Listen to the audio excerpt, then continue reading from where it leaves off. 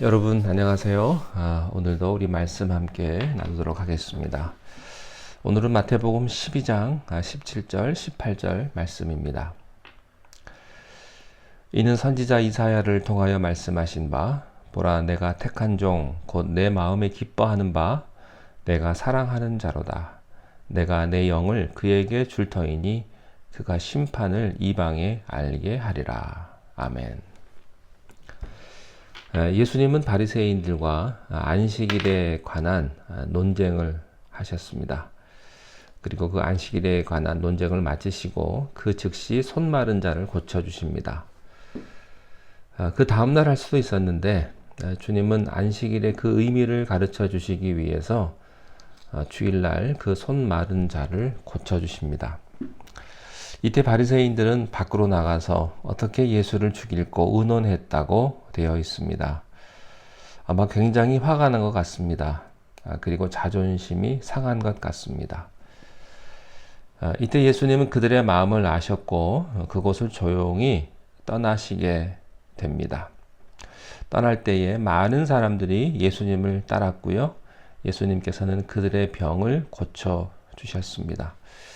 병을 고쳐주시는 예수님, 얼마나 좋은지 모르겠습니다.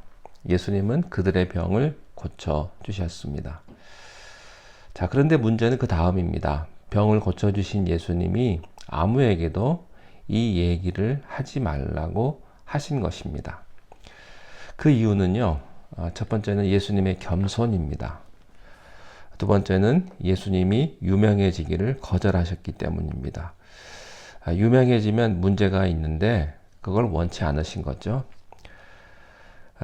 유명해지면요, 예수님을 찾아오는 사람들이 순수한 사람보다는 불순한 사람들이 많아집니다. 언제나 그렇습니다. 유명해지고 커지면 순수한 사람보다는 거기에는 불순한 사람들이 많이 있습니다. 자, 또 하나입니다. 예수님이 유명해지면요, 반대 세력이 더 커지기 마련입니다. 질투하고 시기하던 사람들이 노골적으로 예수님을 반대하는 겁니다. 그래서 예수님의 사역에 제한을 받게 됩니다.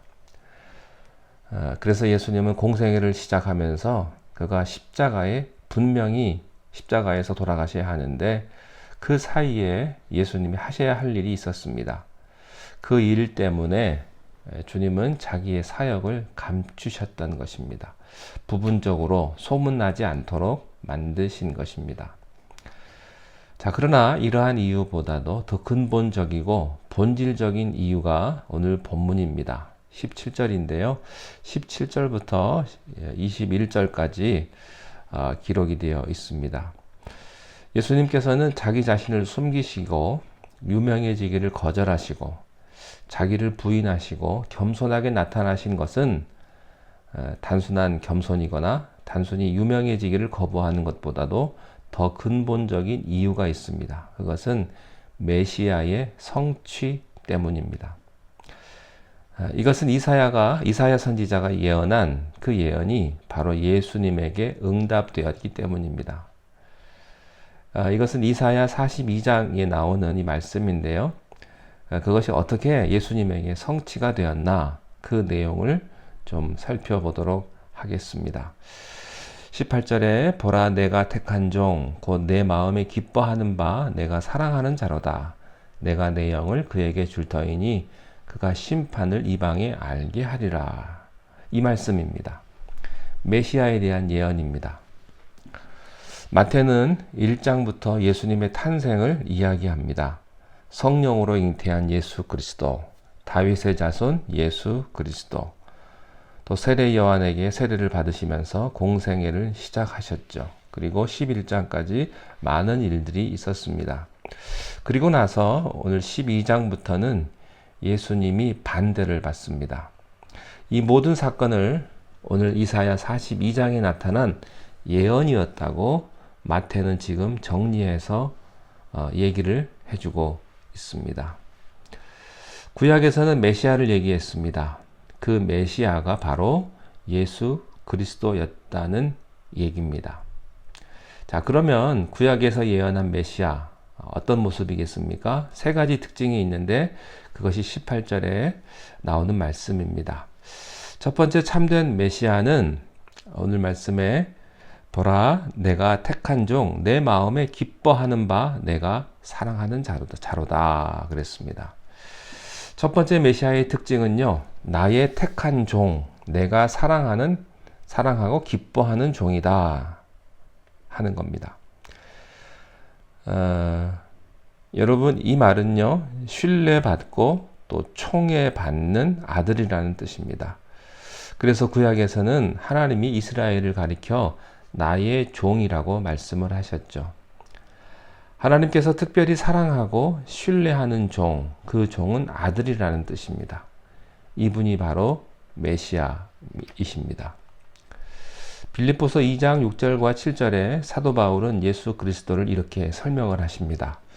그는 근본 하나님과 본체시나 하나님과 동등됨을 취할 것으로 여기지 아니하시고 오히려 자기를 비어 종의 형체를 가져 사람들과 같이 되었고 이 종은 하인이 아닙니다. 하나밖에 없는 독생자 예수 그리스도를 의미하는 것입니다. 메시아에게는 두 가지의 모습이 있습니다. 첫 번째는 선택입니다. 선택된 종이어야 합니다. 내가 택한 종 그렇게 되어 있어요. 두 번째, 하나님의 마음에 합한 하나님이 기뻐하며 하나님이 사랑하는 종이어야 합니다. 선택이라는 말 속에는요, 사랑의 모든 의미가 함축되어 있습니다. 선택받지 않으면 사랑받지 않는 것입니다. 어떤 한 남자가 한 여자를 사랑했다는 말은 인류의 이 지구상의 수많은 여자 중에 한 여자를 선택했다는 것을 의미합니다. 그게 사랑입니다. 이 여자도 택할 수 있고 저 여자도 택할 수 있다면 그것은 사랑이 아니지요.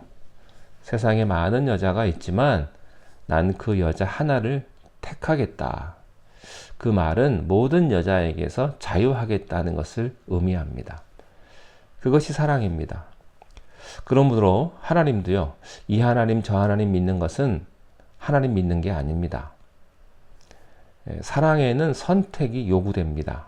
또 사랑에는 거절이 요구되는 거예요. 모든 다른 여자를 거절해야만 한 여자를 선택할 수 있기 때문입니다. 하나님의 축복이란 하나님의 선택을 의미합니다.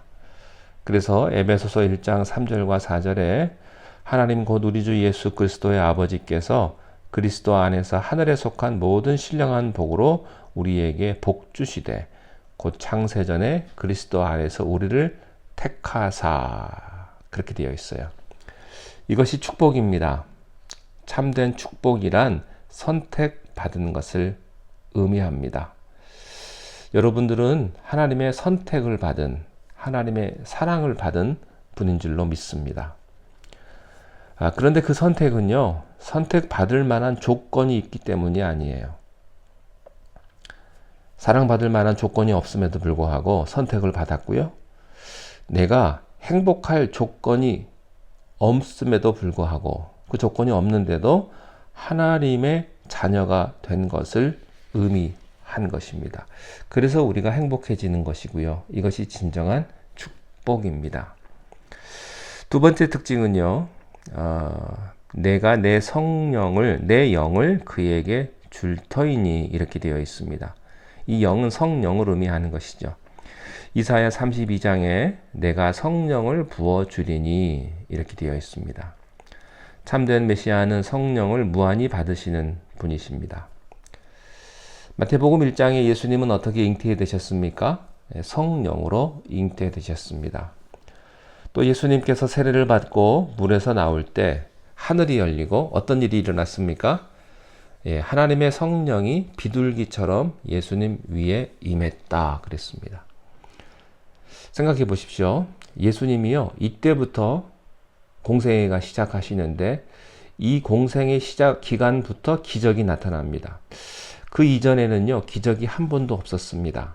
세례받고 성령이 비둘기같이 임하시고 난 이후부터 그런 기적이 일어나기 시작을 한 것입니다.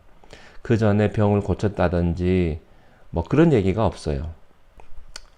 이제 예수님께서 성령을 받으시고 공생애를 시작하면서부터 안진뱅이를 일으키시고 맹인을 눈뜨게 하시고 귀신 들린 자를 쫓아주시고 자연을 통제하셨던 그런 사건이 이제부터 시작이 되는 것입니다. 성령이 예수님에게 제한 없이 무한정 부어지셨는데 그 뜻은 무엇입니까? 그것은 예수님이 메시아의 모든 직무를 수행하는 데 필요한 능력과 자격을 부여받았음을 의미하는 것이죠. 그래서 예수님은 모든 능력을 행하실 수가 있는 것입니다. 하나님은 우리들에게도 이 성령을 주셨습니다. 이사야 11장 2절에 여호와의 신 곧 지혜와 총명의 신이요 모략과 재능의 신이요 지식과 여호와를 경외하는 신이 그 위에 강림하시리니. 우리는 모두 성령 충만해야 합니다. 성령을 받으면 단순히 방언을 하는 것만이 아닙니다. 지혜를 얻고요, 총명을 얻고요, 능력을 갖게 되는 것입니다. 교회가요, 부흥하는 것은 단순히 인위적으로 되는 것은 아닙니다. 성령이 부어져야만 교회가 부흥하는 것입니다. 자, 한 가지가 더 있습니다. 이 메시아는 어떤 분이신가? 오늘 18절 말씀에 보면요. 그가 심판을 이방에 알게 하리라. 참된 메시아는 하나님의 복음을 이방인에게 선포하는 분이십니다. 여기 심판이라는 단어가 나오는데요. 이 단어를 그 원뜻으로 이해하는 게 더 좋겠습니다.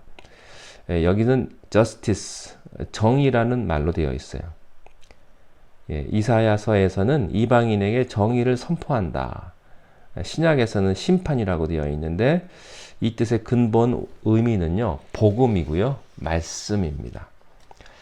메시아는 이스라엘을 위해 오신 분이 아니십니다.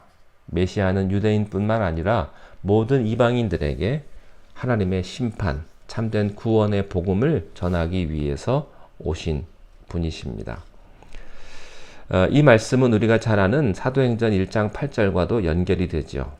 오직 성령이 너희에게 임하시면 너희가 권능을 받고 예루살렘과 온 유대와 사마리아 땅끝까지 이르러 내 증인이 되리라. 이 말씀과 이사야서의 말씀과 일치하는 것입니다. 우리들의 구원은 값싼 구원이 아닙니다. 하나님께서 창세전부터 우리의 구원을 계획하셨습니다. 그리고 우리를 구원하시고 말 것입니다.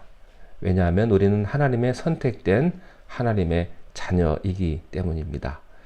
믿으십시오.